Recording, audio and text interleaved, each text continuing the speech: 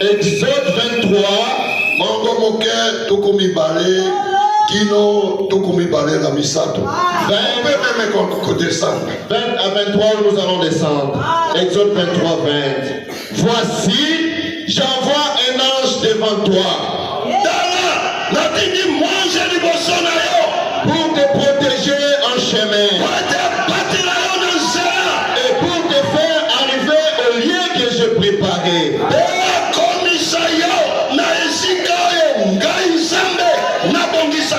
21. Tiens-toi sur tes gardes à sa présence.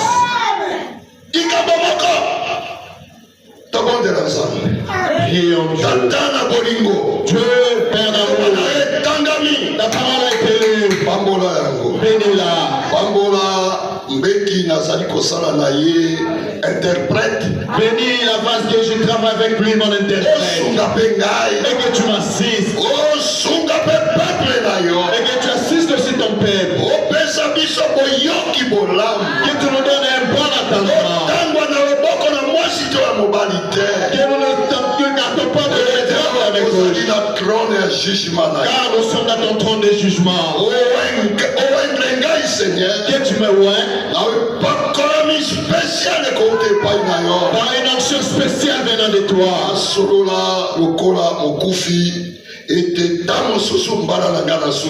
Que je parle comme une personne, comme un mortel. Peut-être c'est ma dernière fois. Oh Seigneur, oh Kolo, assistez-nous. Au nom de Jésus-Christ. Amen. Amen. Asseyez-vous les enfants du Père. Le pasteur a parlé. Il a dit j'étais chez moi à la maison. Je marchais le long de la route, je n'ai pas transpiré. Moins de 5 minutes. Mais si ma minute. Amen. Et je commence à me sentir de la sueur. Moi-même, je ne voulais même pas m'habiller de la sorte.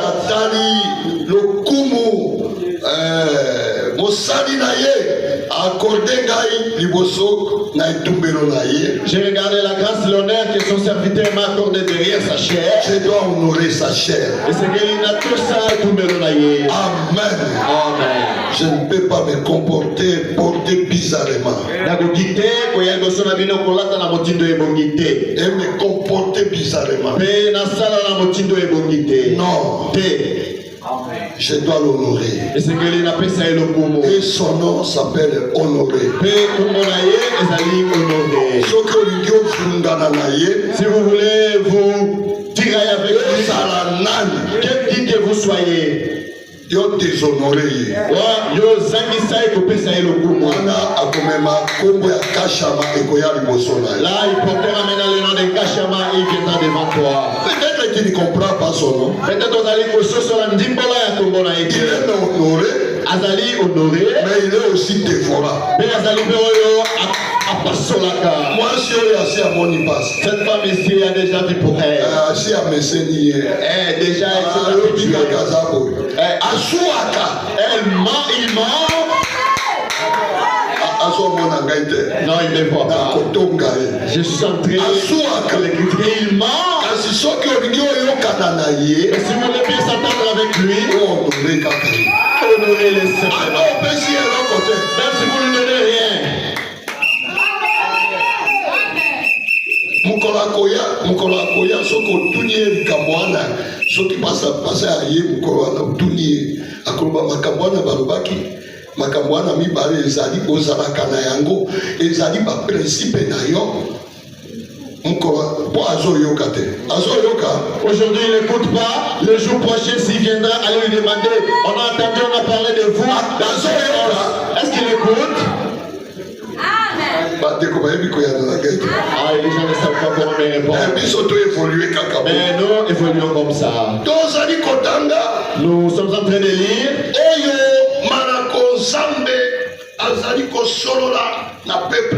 Les principes que Dieu est en train de donner à son peuple. Tiens-toi sur tes cartes. Yo cette présence.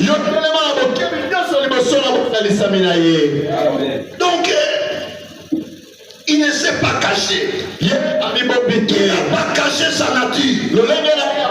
Celui qui envoie Israël était complètement ouvert vers Israël.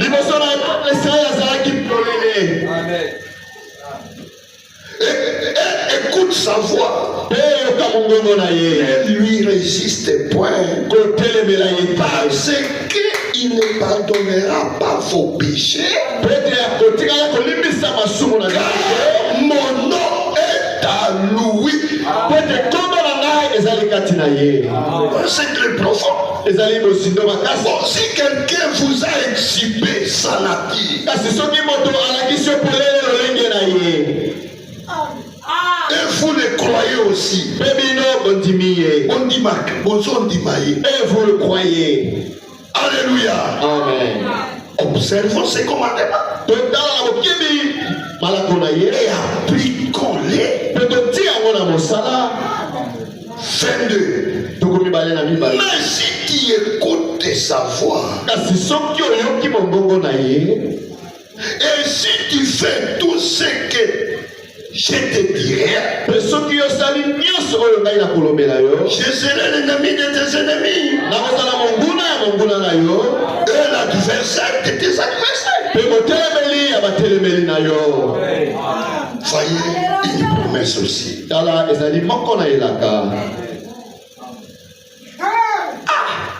Il est merveilleux. 23. Mon ange marchera devant toi. Donc tu ne seras pas seul. Tous ceux qui seront devant toi, même si tu ne vois pas l'ange physiquement, mais la promesse vous déclare il est toujours devant toi. Quand toi tu arrives, fais dire lui était déjà là. Il est là. Amen. Il a toi plané. Que ça soit le pied ou le mal. C'est l'ange qui a promis ça. Il sait pourquoi il le fait. Il n'a pas de compte à rendre. Et te conduira chez les Amoréens. Voyez. Dans 23, il te conduira. Ok. Et te conduira chez les Amoréens.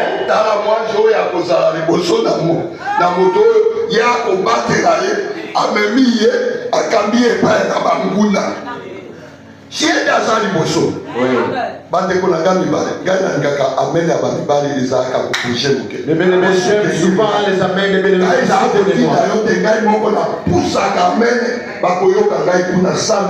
moi je ne te pousse pas mais je peux crier Amen.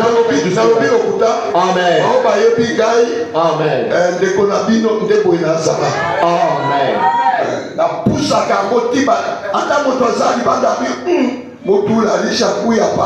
Je peux crier Amen si quelqu'un ne serait pas entendu mon tour.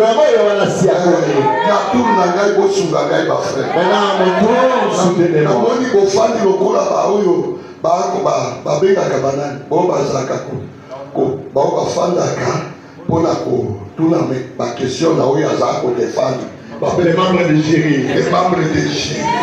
Regardez les membres de jury. C'est la membre de jury.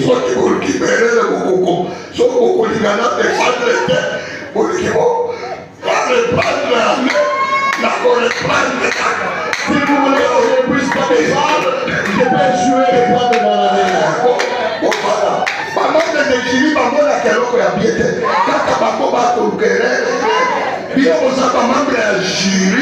Les membres de jury ne prennent jamais à pied une chose de pire.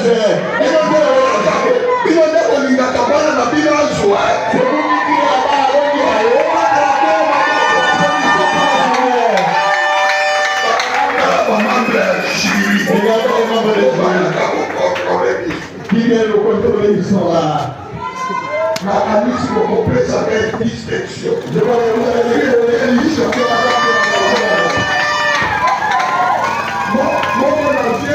biso balonda. Un de nos vieux, le vieux Malonga, Pour poser des questions. on a dit, Asali beaucoup boy. Beaucoup. Quand on a exagéré les boy. Même si maman lui, vous laissez pas l'argent. Vous lisez pour poser des questions. Elle va faire ça comme moi. Asali Salaka. Amen. Asali Salaka. Bakata ya boyo pour la défendre. Avec le politique à Bongo. Amen. Prenez d'abord votre thèse. Prenez d'abord votre thèse. Allez modifier, réduire un peu. Vous voyez? En somme, il a quoi ça?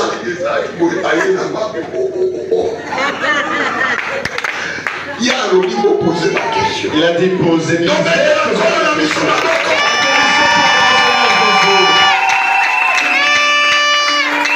oh Dieu nous a taillé vraiment. Il est merveilleux. L'ange qui est devant eux, l'ange qui les protège, l'ange qui ne veut pas aucun malheur n'arrive.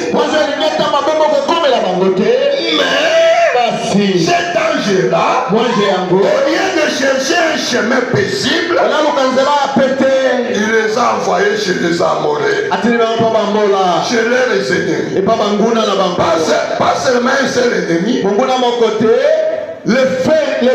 les Étiens, Baïti, atindi bango epai ya Baïti, yoka kombo ya bato ya lingala, Baïti. les Étiens, les Phérésiens, na baferusi, les Cananéens, bato na Kanana, Kanana wana nde kuna bana na naka batondaki. Kala moto moko atelemi ya mutu na ye kobeta kuna. le géant, il y a plus de se tenir ici dans sa Loboko na ye oyo eza lokola oyo. et son bras, Je n'exagère pas. Il y avait des géants ici sur cette terre. Le prophète dit, il peut voir Adam. Quand il soulevait sa jambe, c'est comme si on racinait un arbre.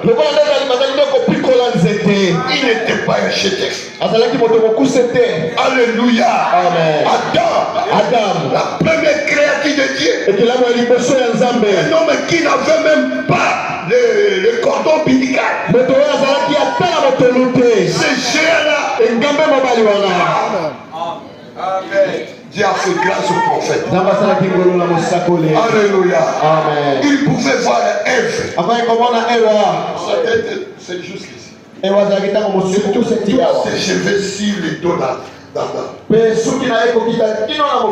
Quelle grâce. Alléluia. Amen. Et les gens là, les géants là, les Cananéens,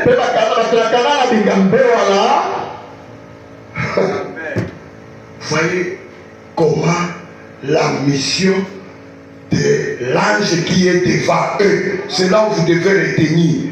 11 ambe soki ozali na ngai, 11 ambe soki olingaka ngai, 11 ambe otikeli ngai boye, oyo mwana liboso akufi, ya mibale akufi, oyo mwana asungaka libota kaka ye, yo lekakaka na nzela wana nde mwanje atindi yo, ye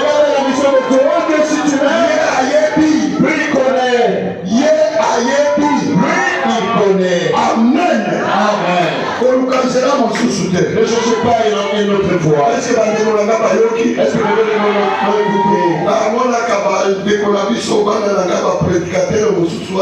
je vois est-ce que quelqu'un peut dire amen ici? Est-ce que moi, ma garçon, ces garçons, le prédicateur est chaud. Est-ce qu'il y a quelqu'un qui peut dire amen ici? est-ce que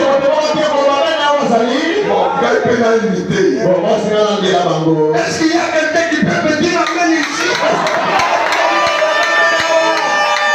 Alléluia. Amen. Qui os a dans la tata? Nous sommes dans la maison de la nous sommes venus ici prier. Nous allons prier dans le chemin. Après tout, c'est la maison de notre Père. Amen. Amen.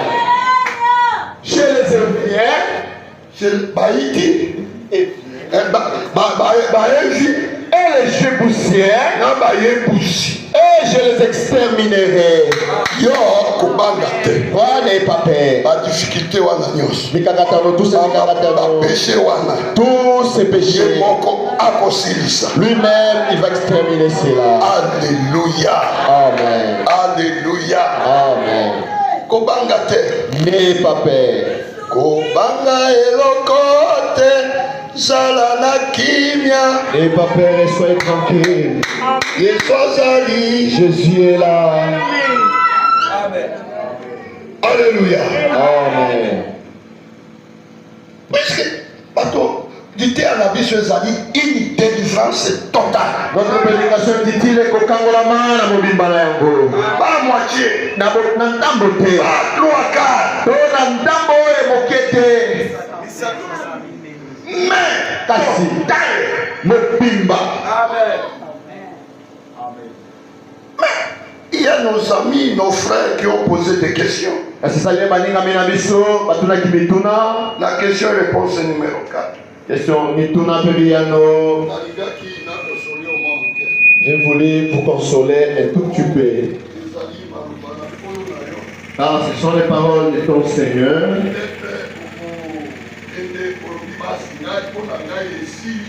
Peut-être vous allez rentrer, vous allez dire que ça n'est fini pour moi, peut-être je ne verrai pas Dieu. Non. Dieu veut que vous le voyez. Quand soyez là, venez toujours. Question et réponse numéro 4. Et tout Dimanche 30 août 1964 soir. 30 août 1964, c'est pourquoi. Nous avons reçu le message du temps du soir. Ma mari question combien? Question 388. De quoi attendre la biso atawa? Attends la question. Oh, si je suis parmi cette question, je crois que vous aussi soyez concernés. 388. Ok. Au cas où le diable introduit des pensées dans votre esprit,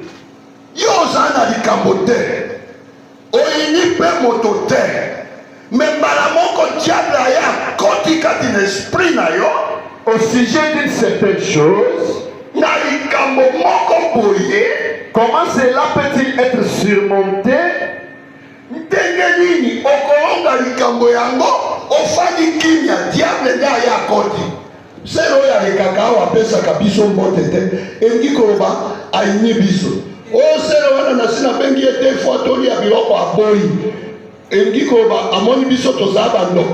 soye likambo boye frère oyo likambo boye akotisi yo ofandi kaka boye aye akotisi ekomela nano moto moko awa te ngai moto ya liboso esi ekomela yo ofandi boye makanisi moko bizarre eyeli yo. Vous acceptez des raisonnements bizarres, vous arrivez.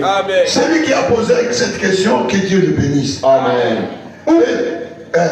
Ou comment peut-on s'en débarrasser? Si quand on ici et quand il esprit na yo, et bandi kala ko songela, o sabo ye songeli, o nani boy. Na ko kabana na moli mona boyeni. Tenge nini? Comment peut-on se débarrasser de cet esprit? Na ko kabana, na ko tika na moli mona tenge nini? Comment je vais me séparer de cet esprit? Lisez mon frère. 68. Paragraphe 68. Prenez exactement le contraire de cela. Alléluia. Amen. Est-ce que tu as un français bazali awa? Est-ce que les Français sont ici? Ngai na kitisi émotion na ngai muke. Yo tanga kuna lokola prophète ndako. OK. Prenez exactement le contraire de cela. Engiko baboyo. Ça veut dire on a posé la question au prophète.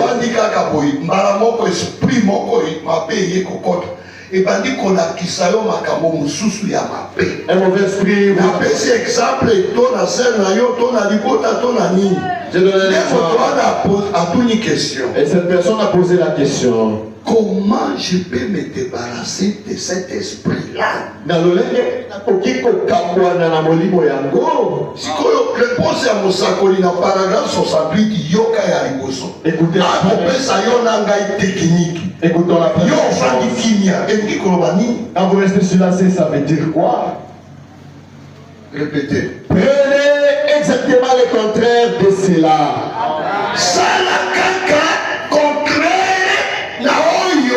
Esprit wana eyaki koyebisa yo apesaka ngai mbote te ngai mpe nakopesa ye mbote te. Moi aussi je ne veux pas le saluer. Sikoyo maintenant molakisi na biso pasteur Branham, notre maître le pasteur Branham, alobi il a dit faites juste le contraire.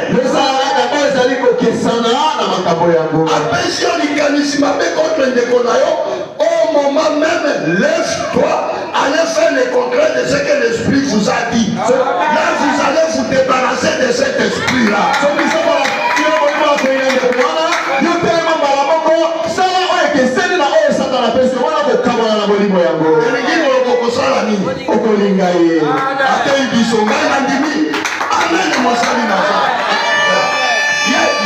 Comprendre oyo likambo apesi yo molimo na koyina yo banda kolinga alobi kopesa ye te yokamata eloko kende opesa ye opesa ye mbote te directement telema mase nalingaki kosala lokola namoni yo te bonjour mase ozalaki wana nazalaki wana mpo molimo wana alobi akotaka awa apesaka awa mbote nana ndenge tobanda kokolokana na bamasumu faites le contraire.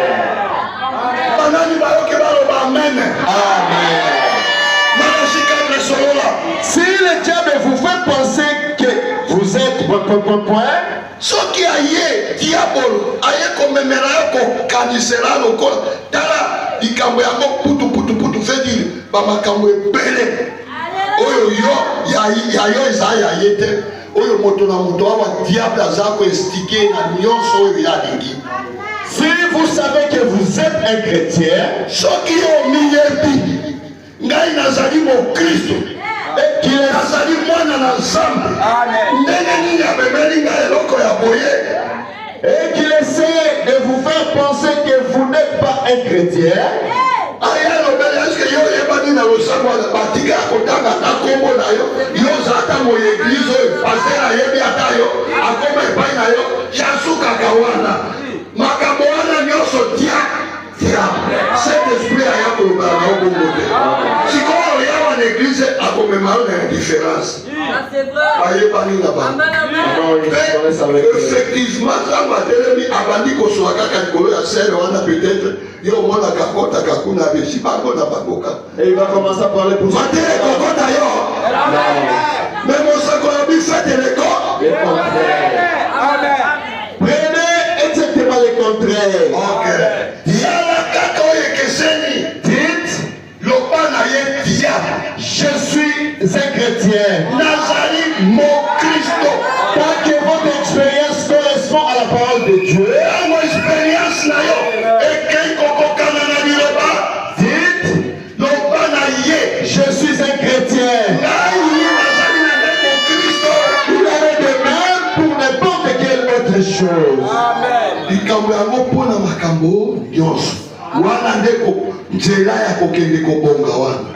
C'est là la voie pour être osi otika contrée. kobo Tu as déjà abandonné la duté. tokaniselaka yo wana te. De ce côté-là, on ne pense plus à ça pour vous. moyibi na loba te. Le vol que je n'en likambo na basi tokolula na tokanise toti ata likanisi tozali confiance na yo seul frère. l'adultère ou la convoitise, non, nous avons totalement confiance en vous, envers vous, likambo frère. wana Mais cette chose-là, cela ekombe à nous les prédicateurs.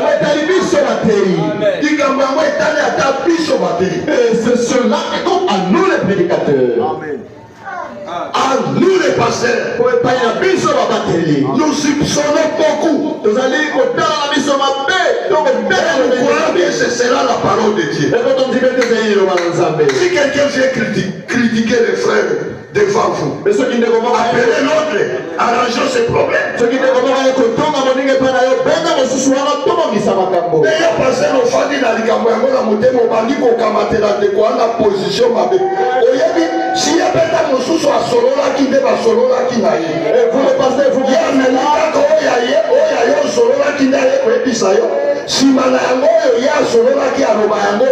Peut-être qu'ils vont parler ensemble, mais ils viennent seulement parler ce qui les concerne. Mais quand ça va rectifier mon bas territoire de Konayon. Quand vous allez au pasteur amener des choses qui vont rectifier le pasteur ou votre bien-aimé. Cela m'est venu seulement pour que j'en parle.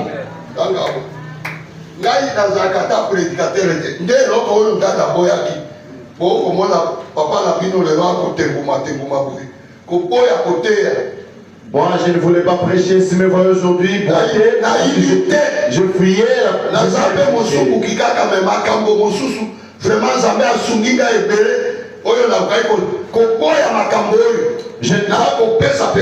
je ne pas voler, mais refuser autre chose, c'est pourquoi je suis arrivé aujourd'hui comme ça. Refuser ça. Refuser la prédication prêchée.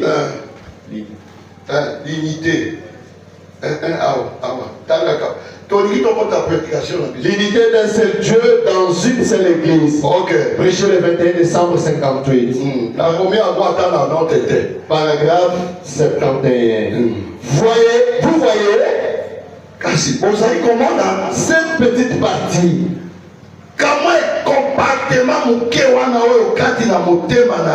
C'est compartiment dans le cœur de l'homme. Moi, Dieu l'a créé là pour lui-même. Zambe atikaki esika wana vide kuna na motema na moto.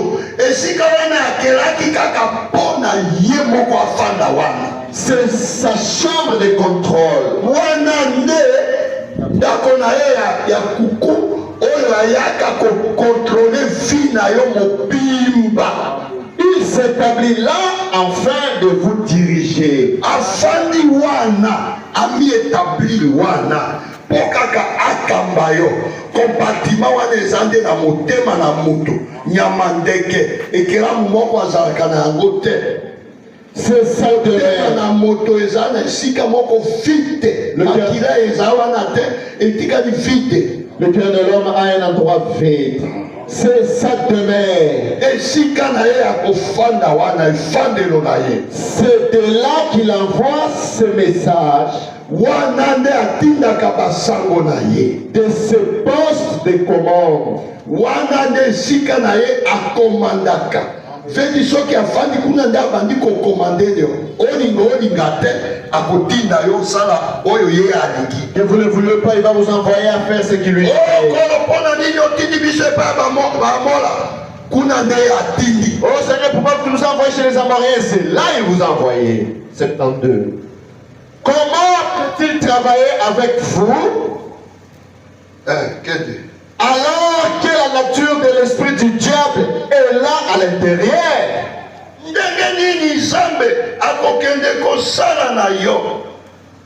Zoka lolenge na diable, bomo na diable ezali kuna na kati na yo. Eshoko mituna akosala na yo ndenge nini? Et chaque homme né sur la terre est né dans le péché. Oye pasteur na biso alobi awo moto nyonso oyo abotami na nzoto oyo ndenge tozali azali kaka moto oyo abotami kati na masumu formé dans l'iniquité. Donc tosalami kati na bokeseni. Nous sommes formés.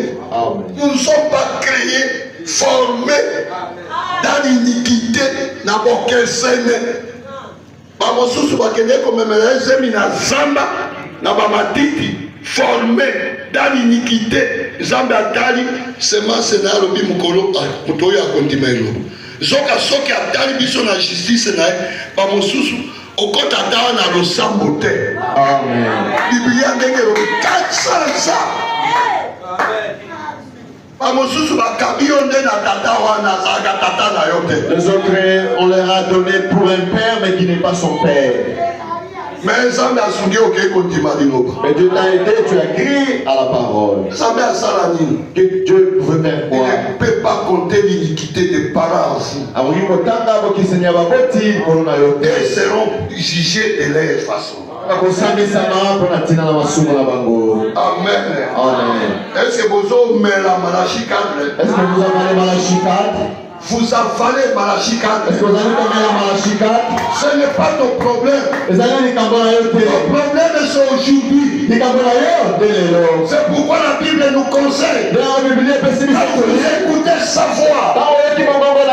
N'endurcissez pas vos cœurs. Alléluia. Cette voix, cette parole, c'est la délivrance. Tu ne connais pas d'où tu viens. Tu ne connais pas d'où tu viens. Alléluia. Amen. Alléluia. Amen. Venu au monde en préférant des mensonges. C'est vrai. Ainsi donc, dans cette nature charnelle et adamique,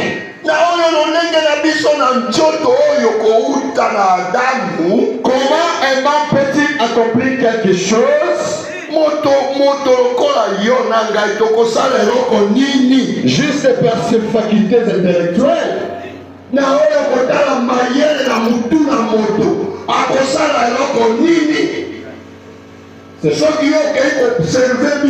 Et si vous nous observez,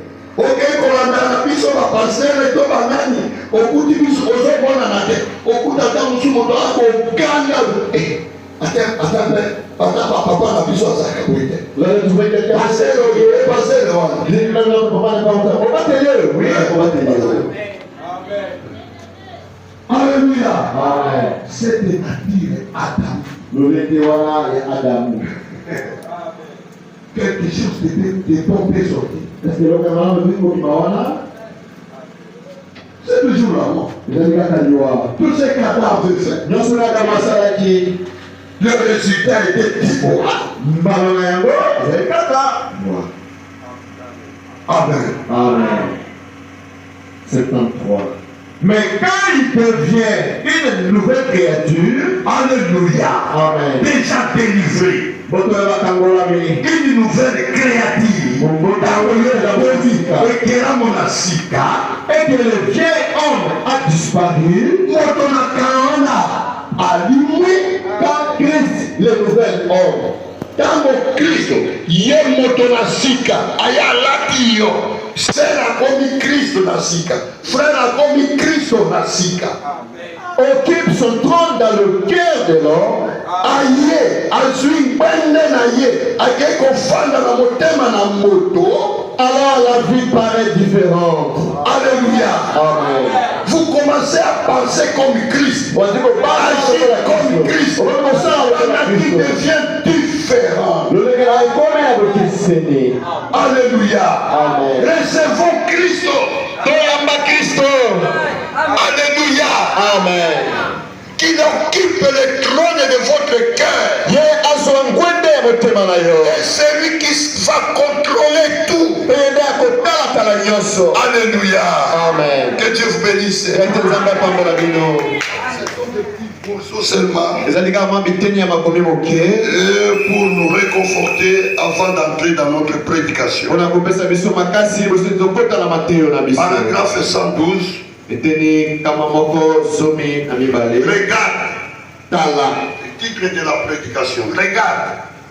Tala, prêché dimanche 28 avril 1963 matin. Ok. Paragraphe 112. Ok. Là j'avais un mois et une année et un mois. Voilà Nazaraki, Nambola Moko, Juste un mois, juste. Nambola Moko, Sanza, Moko. Le 27. Le 27 c'est quoi? Ici c'est le 30. Le 30, hein? Le 28 avril. Le 28 avril. Et un jour. 112. Billet. Nabotami, Nazambula Moko. Je suis né, j'avais une année. Et un jour. Ce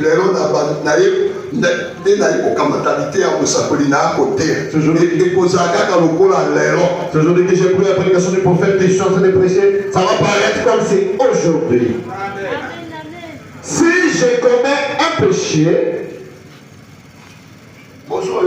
vous écoutez, c'est le pasteur qui avait commencé avec ça. Ne fuyez pas. Ce n'est pas volontaire.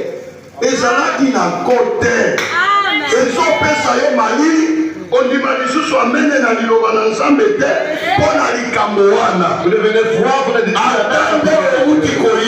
même si vous venez de voler. Vous écoutez les membres du jury. Les membres du jury. Oyoka ngande na ko défendre. C'est moi qui défends, vous allez m'écouter après. On a dit ceci.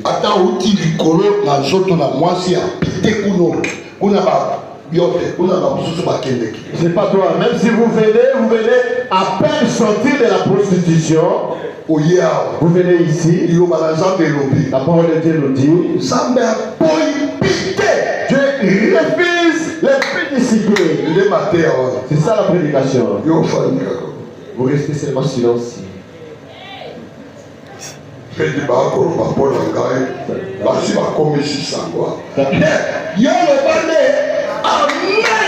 veut dire, on est venu donner la nouvelle ici. Non, toi tu dis simplement moi j'ai prêché dans mon église et j'ai dit, même si vous commettez un mal, Bible condamné, ton prophète a condamné les Kabouana. Yon dimaye tes amis solo de amen. C'est la Bible de Loba Nazambe Sungaga. Votre cœur dit Dieu aide-moi. C'est moi qui le connais. Même si vous avez prêché, je vais te dire amen. Je dis que ça soit yo. Quand il a crié la parole, mais il cherche comment à être parfait. Ceux qui n'ont pas faute, viennent à Gako Yako Yebisaka. Si je suis dans le cœur, qui m'endra me corriger. Nous allons dire amen à tout ce que tu as dit. Même si nous ne pouvons pas cela, quoi que c'est amen, mais dans le cœur, Dieu Père, assistez-moi, aidez-moi.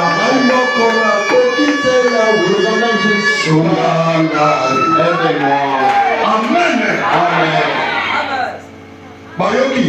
Est-ce que vous écoutez? Laissez-moi écouter. Maman de la jury. Bayoki. Est-ce que les membres de la jury ont écouté? Voilà. Celui qui pêche volontairement après avoir reçu la connaissance de la vérité.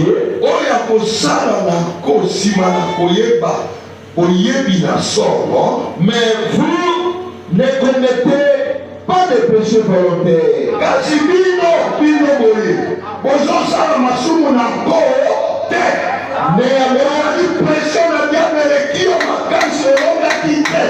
Mais vous ne commettez pas les péchés. Mais papa, j'ai traduit frère. Amen. Ah, ok. Moi je suis premier. Je suis dans la traduit ma bête ou arrêter. Voyez du sanga papa. Et le gars qui parle au bakouille. Mon frère, papa t'es. Ah ouais, papa. Donc mon frère, il camera le gars qui est au bakouille. Amen. Mais à ta conjugaison, l'andaka pétant. Oli pour la biso toza ba plutite. Oya koli pour la biso tikabo jeter yo lobi nazali. Tokoboya. Oba nazali. Amen. Maman et tout va être français. Tous les mamans ici connaissent ça. Marcel n'est pas mon maman. Laisse-moi soyez bénis. Marcel n'est pas mon maman. Soyez bénis. Tori a frère. Major frère. Mais à moi, vous commettez le péché. Amen. Bino bosala kabisumu te. Vous ne commettez pas le péché. Kasi ata bongo. Mais néanmoins, Bosala kaya. vous en commettez. Bosala kosala. Amen. Mais vous ne pas volontairement. Mais kasi bozali kosala na kote. Car dans votre cœur, ezali na motema na bino te. vous n'avez pas l'intention de faire ces choses-là. Ozalaki na posa na kosala likambo wana te. 113. Mais quand vous le faites volontairement, kasi tango yo osali yango na ko, c'est différent. Et que c'est. Alors je pense que vous n'y étiez pas pour commencer. Na kanisi ozalaki mo Kristo te. Ne bandeli ozalaki chrétien pete. Obandi kozonga na natire na yo. Tosuka wana. Isiri pesa ezali mingi.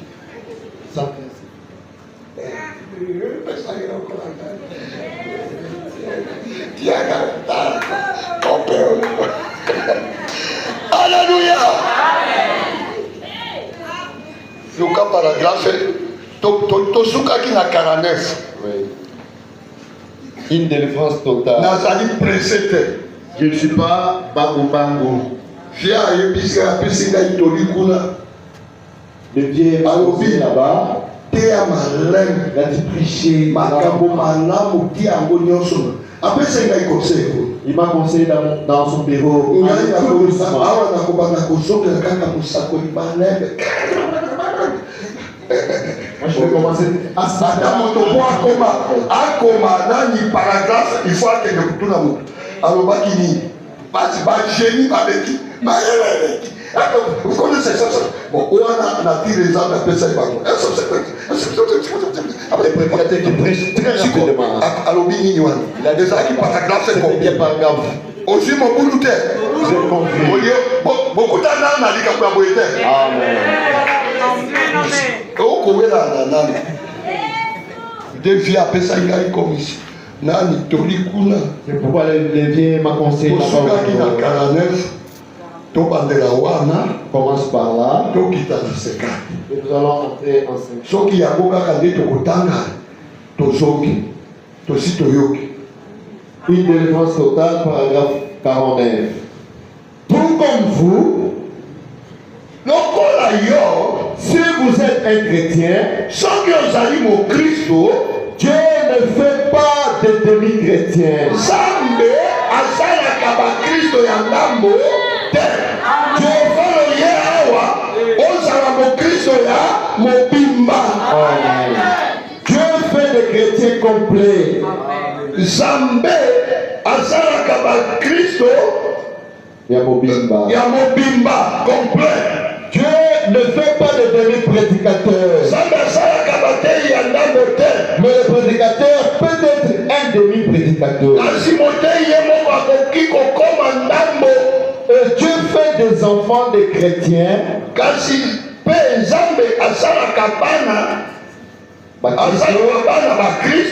Mais parfois ils sont des demi-chrétiens. Seulement ce n'est pas l'intention de Dieu qu'il soit comme ça.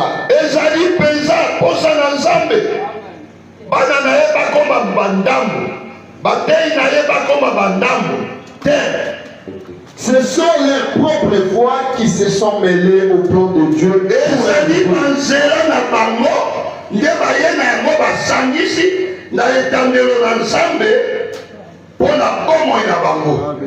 Et c'est pour ça qu'ils sont comme ça. Dieu ne veut pas qu'ils soient des demi-chrétiens ou des demi-prédicateurs faisant des compromis de part et d'autre. Il veut qu'ils se tiennent complètement à la brèche. Mobimba, mosali na Nzambe, mobimba, atikala wana katikati na kosambisama na Nzambe na moto ya ye komibwaka wana. Olingi bandeko na obabika. Ezali te bazala condamné. Lola oyo moko okoti okosepela ndenge nini.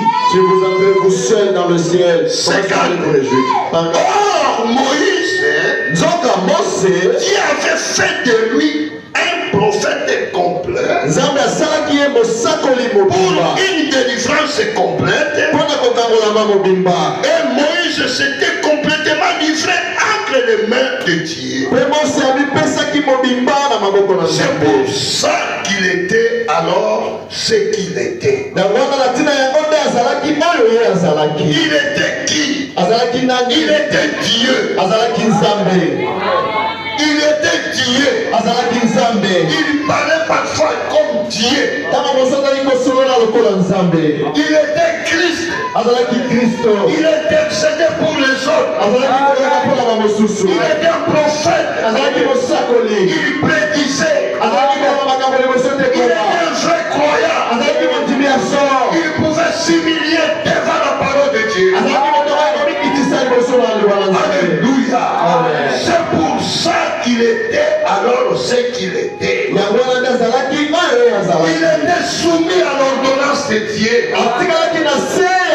Il marchait derrière la parole de Dieu. Et il croyait aux promesses de Dieu. Alléluia. C'est pourquoi Dieu l'utilisait. Il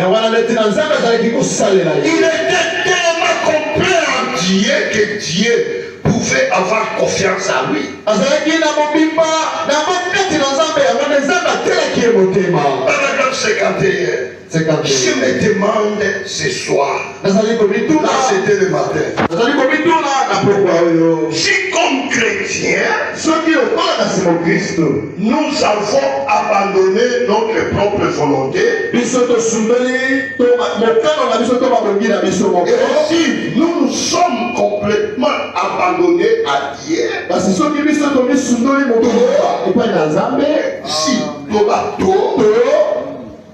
et si nous nous sommes complètement abandonnés à Dieu, à tel point que Dieu peut avoir confiance en nous, dans la position où il nous a placés. Non. Est-ce que Dieu peut avoir confiance en vous? Là où il vous a placé comme serviteur de Dieu, est-ce que vous remplissez le rôle du serviteur de Dieu? Vous cherchez seulement la chair pour exhiber votre connaissance. Amen. Vous êtes une sœur ou un frère en Christ. À la place où Dieu vous a placé, et il peut avoir confiance en vous. Posons-nous cette question. Continuez. Je me demande ce soir si moi-même je pourrais être tellement abandonné à Dieu que Dieu pourrait avoir confiance en moi.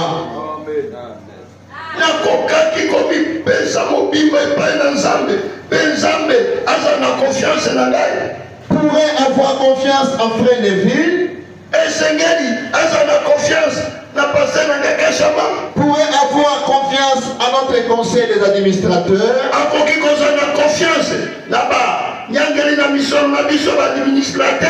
notre conseil des diacres. Ou aux membres de notre église.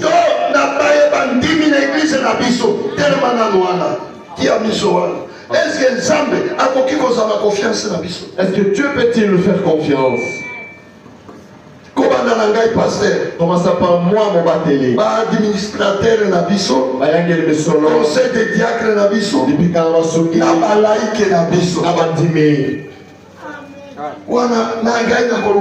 et là, moi, je ne peux pas dire. Individuellement et particulièrement. Vous-même, examinez-vous vous-même particulièrement. Nous avons tous une place. Nous avons tous une place. Dites Amen. Amen. Amen. Amen. Yo Vous avez une place. Vous allez le sika moko. Et nous avons un devoir.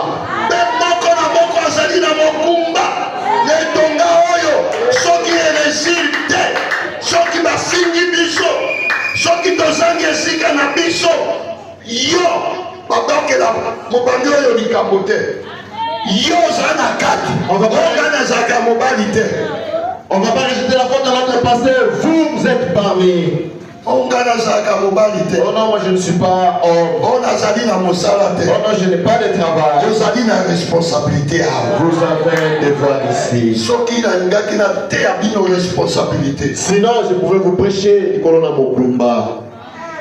C'est une charge qui vous incombe selon la possibilité et la volonté que vous avez pour servir Dieu. Nous manquons la volonté. Est-ce que je peux faire un examen ce matin? Est-ce que ce soir? Avec l'exemple que nous avons ici, notre offrande, est-ce que ça peut nourrir notre pasteur même pendant 2 jours? Jamais. Si vous voulez, après avoir récolté cette offrande, on va récolter ici. Moi aujourd'hui, j'ai cette autorité.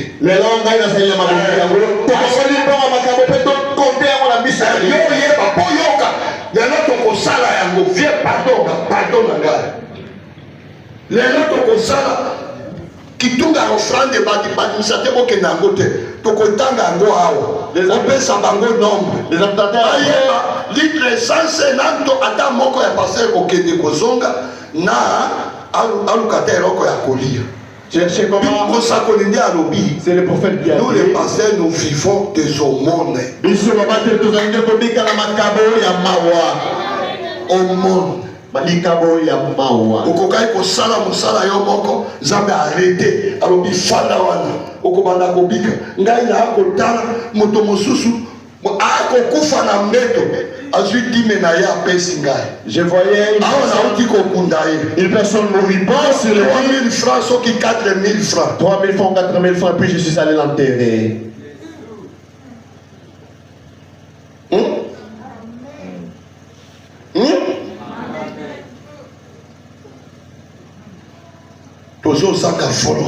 Nous manquons cette volonté. Vous prenez tout vous laissez à la maison. Et problématique l'église de Dieu. Et le panier, vous le faites passer. Dans l'église, c'est toi.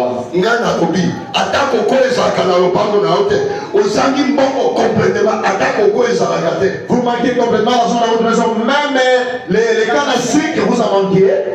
Et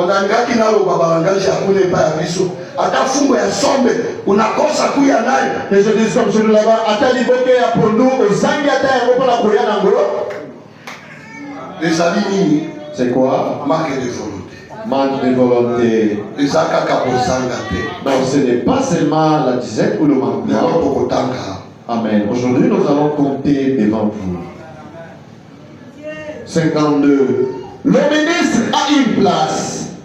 Ministre Montei, son devoir, c'est de se tenir là et de prêcher les richesses insondables de Christ. Frère Christian, okoya côté abiso lelo, aye côté abiso bozindo na makambo minene na Kristo. Les richesses insondables.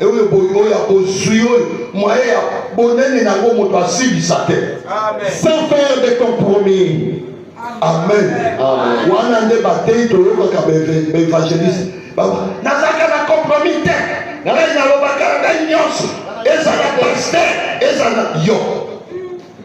Pasteur yango zoloba na boye lokola lokwanga, moninga na yo. Et le pasteur qui vous crie sur votre ami. Yo aussi autant message wapi balobi balobaka na tata mabel boso na bana na yo. Avez-vous déjà lu le message là où on dit qu'il faut parler à mal d'un père devant ses enfants? Même politesse na yo na libota oye na ngo tina message. Même votre politesse depuis votre famille vous amenez dans le message. Na bangaka moto te ezala pasteur na père kotia na mosapi boye. Moi je le ministre même le pasteur.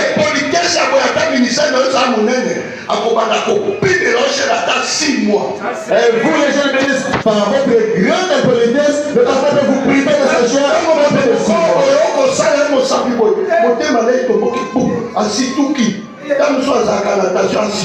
Vous allez comme celui-ci, vous indexez les joies. Qu'est-ce que je fais? Il ne va rien vous dire. Non. Non. Combien m'ont écouté? Que Dieu vous bénisse. Compromis.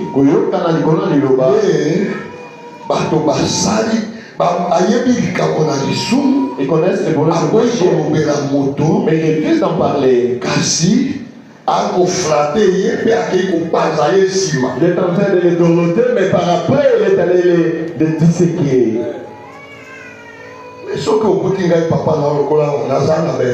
Et si vous mettez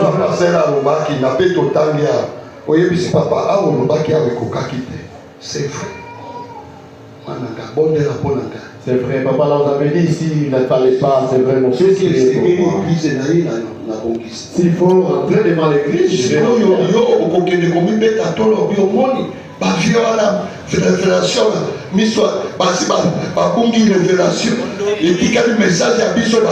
oh non, c'est vieux. Combien de tes collègues vous avez déjà converti à mener dans le message? Et votre voisin, combien de voisins? Et en cours de route, vous avez prêché combien? Amen. Alléluia. Pardonnez-moi les sœurs, les frères. Je n'avais pas monté ces choses. Est-ce que toujours qui est malade, amen. Je suis mon totem. Je suis venu blesser la cible dans les démons. Donc je suis en train de tirer sur ma cible sur le diable. S'il est appelé à être un prédicateur, ceux qui vont bien l'ami, comme ça la montagne, il n'y sera aucun ménagement envers qui que ce soit. À combien malobate la moto nani to songorote. Si est-ce que balobi, oyako, wana nde bolobaka bi kwa ménager. Nde batindi yo oyako sabora. Passer na Dingoma. Et si on dit n'aménagez pas, ça veut dire venir parler de tous les pasteurs devant ce Sakola. Voilà. Oye, pour yako sabola passer na Dingoma. Vous êtes venu ridiculiser les pasteurs devant l'église?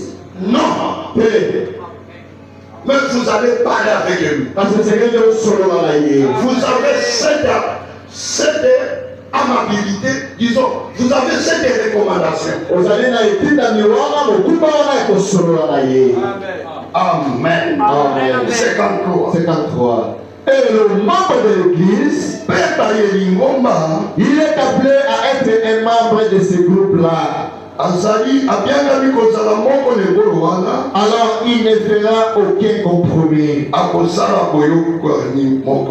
Si l'église croit qu'on ne doit pas jouer à des jeux d'argent,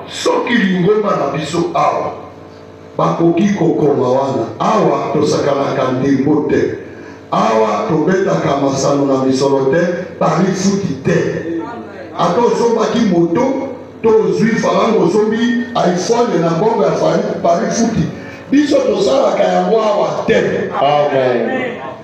Jeu d'argent makambo wana tosalaka te kasi soki oloni ndembi oloni nani mochicha to osali mosala na yo ozwi faranga likambo ezali te. Amen. Nous ne croyons pas à la boisson. Biso awa tomelaka masanga te ya kolangwa. Yo yoki bongo. Quand tu as entendu cela, okuna ozomelaka. Est-ce que ezali malamu? Et là où vous prenez de la chose, est-ce que là où vous attendez à la délivrance? Il devrait tourner la tête complètement de la boisson. Na ntango oyo yoki awa message oyo ekobima tosakalaka nze na masano na misolo te ya bakarte te tondimaka komela masanga te esengeli mutu na yo obalusa yango mobimba kotala deuxième regard te na makambo na bamasanga kotala masanga yango oyo Il y a la poisson devant toi, vous regardez. Parce que pas mes bisous déjà dans le sang.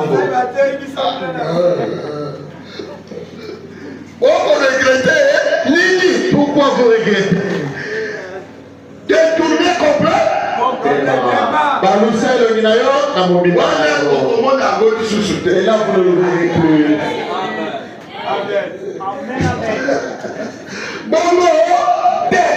Comme ça. Vous regrettez. Si nous ne croyons pas au jeu d'argent, jeu au tabac, ce qui dit que makate makamona masano na misolo. To masano, to kombeta makaya. le membre de cette église-là ne devrait jamais toucher à une telle chose. Yomo yelingo mawa ko simba kamwana te. Comme kakosa awa tuna makambo nini bolingaka awa si oye okuti ba bo babandaki. Yeba bango basalaka nini? Yo pe kota na molongo. Amen. Amen. Dieu donne une délivrance complète. Zambe apesaka bokamboni oyo ya mobimba. Quand nous... Alléluia. Amen. Tango biso tomitiki mobimba tondimi oyo ye alobi tondimi mwanji azali liboso na biso ye azokamba akomona ngai Zambe akopesa yo bokambola mimo mobimba balobi na Mose oh Mose soki ekokoka bamibali bakende basi batika. Ils ont dit à Moïse, s'il sera mieux que les hommes partent, que les femmes restent. Moïse a dit, awa dalo tonga na biso kotika. Ici maintenant, même n'aiguille Zambe alobi bato nyonso na biloko na bango na banyama na bango na tout. Dieu a dit, tout le monde et leur bétail et leurs choses, nous allons bagei komi concerté balobi chimboke kotika na vide chibama misa na biso ekobeba. Moïse alobi njambe alobaki biso nyonso na biloko na biso tokoke suka na yo Aaron akamati maloba bi notre Dieu a dit Pharaon. Il a parlé avec Moïse. Rien ne restera ici. Une délivrance totale. Ramsès pouvait tous les attendre. Ramsès a aussitôt à ce qui... Et si vous doutez, lobby, demain, pas la nyos na liboso. Na biloko, papa nyama, nyos. Et là, si vous doutez, tous vos premiers-nés et tous vos beaux-pères, et avant, écoute Pharaon, ce que Dieu parle à Moïse, que rien ne restera.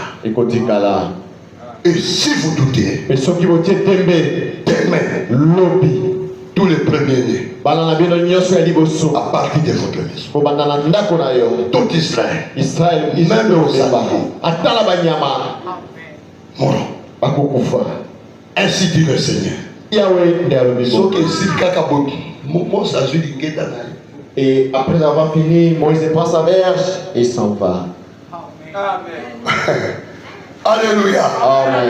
Il parlait comme Dieu. Il était abandonné totalement à Dieu. Vous et moi, si nous nous abandonnons complètement et totalement à Dieu, Dieu est capable de nous utiliser et nous serons des dieux. C'est pourquoi il réclame une délivrance totale. Il le fera si nous nous abandonnons complètement à lui. Si nous nous remettons complètement entre ses mains, alors Dieu pourra vivre en nous. Reste l'espérance de la gloire. Christo, Elikia na Kembo. il pourra se refléter à nous. Alors que nous nous enlèverons du chemin.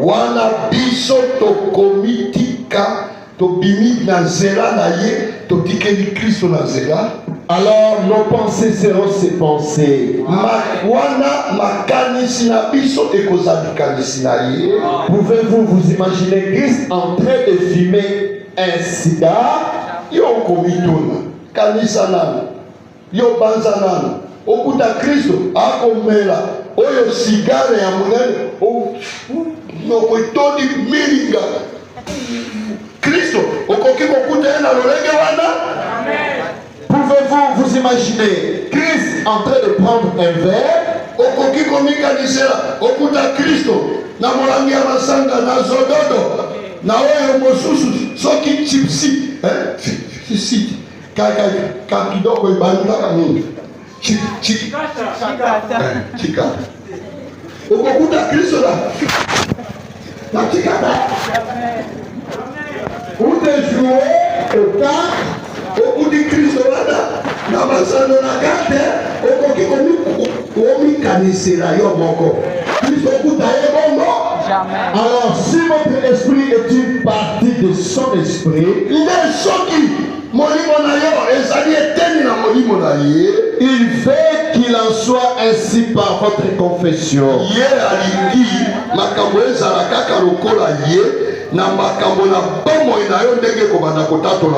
Mais vous permettez au diable d'entrer et de prendre le contrôle. Diable utikeli akota sikoyo akamati azwi okonzi na yo mobimba. Et pendant tout ce temps, nde natango wana nyonso tout au fond de votre cœur, muna na kati na motema na yo, vous savez que vous avez tort quand vous faites ces choses. okoyeba awa na akosala likambo boye nde bokeseni wana nazali na libunga ntango na akosala likambo na motindo boye.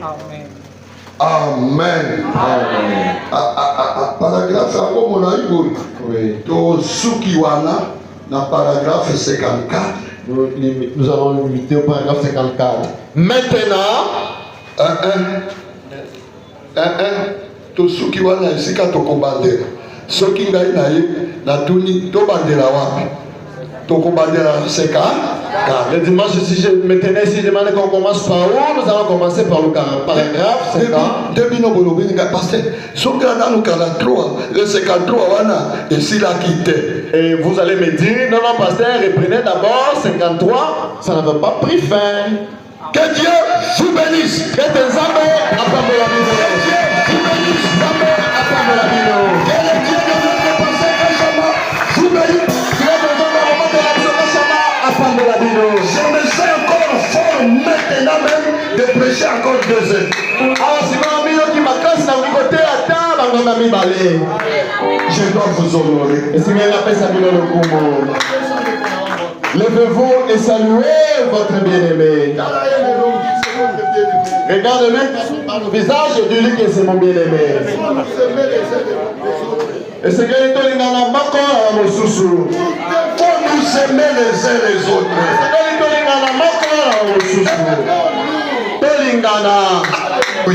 Amen. Amen. On va asseoir ici là.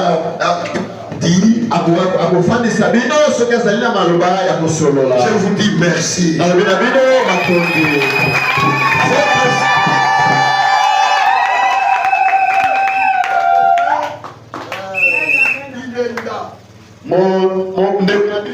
Lilenda.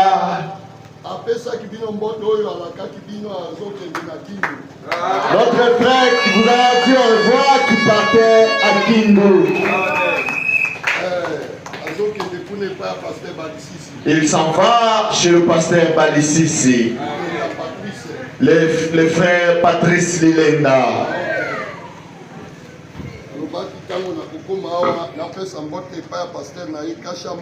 Il avait dit quand je serai ici que je salue son pasteur Kachama. Amen.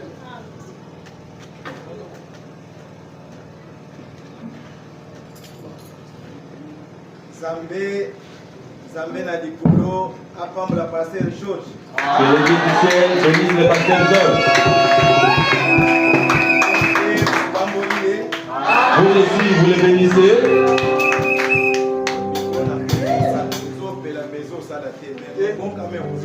Amen. Microphone Salim, ça ne parle pas. Au moins vous m'écoutez. Aussi penza moto lokola moto ya espoir kuna na ba appareil wana moto yo akoki kolongola biso soni ya makasi moto yo balukaka ye na mokili mobimba mpona makambo na bason banini ye wana. Nous avons ici un bien-aimé qui aide à la sonorisation, qu'on le cherche partout, il est ici parmi nous. Oyo pasteur George ate yawa makambo musu baloko kokabela kubiloba te me nazaki kokabela ye na bongo moto nazaki kokabela makambo sezo beta na biku oyo wana ya lukakila. Le pasteur George a dit que non, on ne doit pas parler pour une personne, mais moi je vais parler pour lui. Mon pasteur alobi ke ezana bat musu bayaka o baza komi considérer lokola baseli bana ya losambo oyo te mutu asaka lokola po pio boye voilà tamba beko wana ezali akaite kana tuwane. Quand le pasteur a dit que non, il y a des gens qui viennent ici indifféremment, il est juste timide comme s'il avait de la froideur. Je me suis dit à moi-même que non, c'est pour les frères Botandela. Il a pris du temps avec moi ici. Il est mon enfant ici. Amen. Il est juste tout proche ici. Mais s'il vient,